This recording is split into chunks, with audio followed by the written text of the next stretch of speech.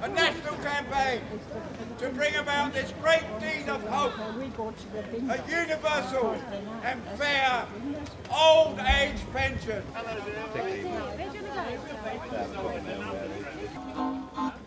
That's in, my boy. Buy one, get one free peg dolls.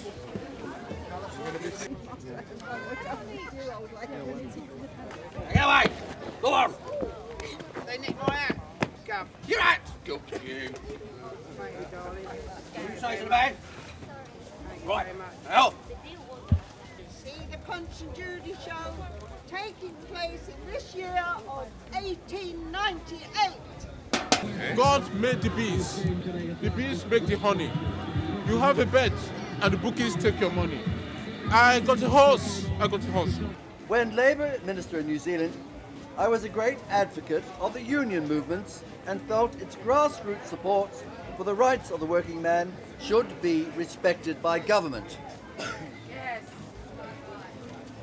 I'm glad that representatives of the unions and the cooperative societies will be present this afternoon's meeting and will be adding their support to call for an old age pension in Great Britain. Yes.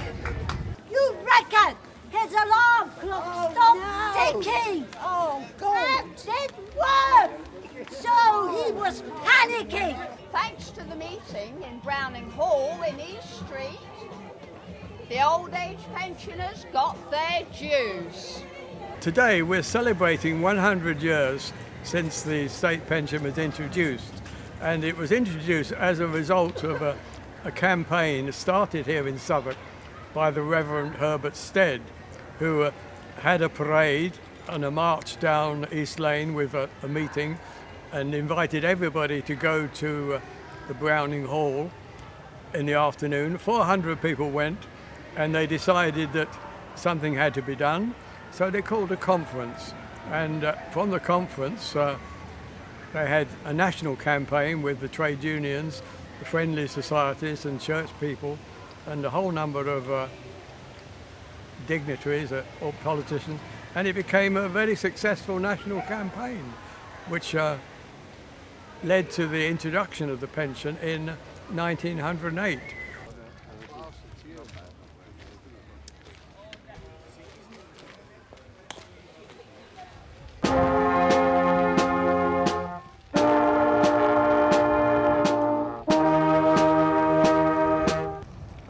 Southwark Pensioners Action Group, which is an extremely active and energetic organisation and really deserves our thanks. And I checked with Tony how many pensioners he reckons are in the borough, but represents all of them, and there are at least 32,000 pensioners in Southwark.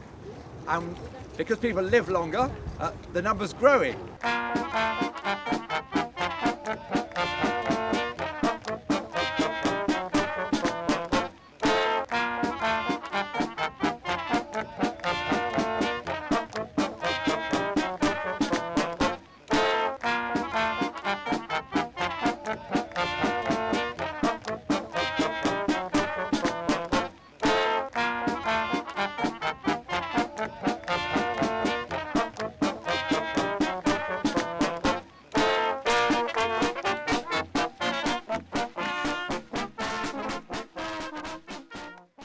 I found out that someone who was very involved with the campaign was a man called the Reverend Herbert Stead.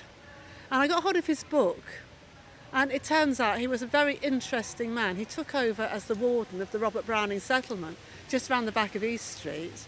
And he found out that his friend, who was from New Zealand, who was called Reeves, W.P. Reeves, knew about the old age pensions, which had just been started in New Zealand. So he got Reeves to come and talk about pensions. He went down East Street with a brass band, giving out handbills and carrying placards. And when the people saw the handbills, they were so excited that they left everything else that was going on in the market. They all crowded round.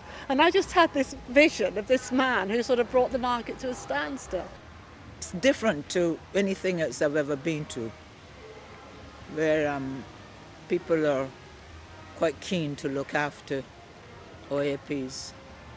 So it was quite a remarkable day for me, from my point of view anyway. And I enjoyed it immensely. It's so important to mix your history or our history with our present day and our lives and the community that we've got now, and 100 years on, and you know, it was all worth it. Old age pensions is one of the biggest social reforms that we ever had in this country, and it shouldn't be forgotten, and I think the history should be absolutely treasured.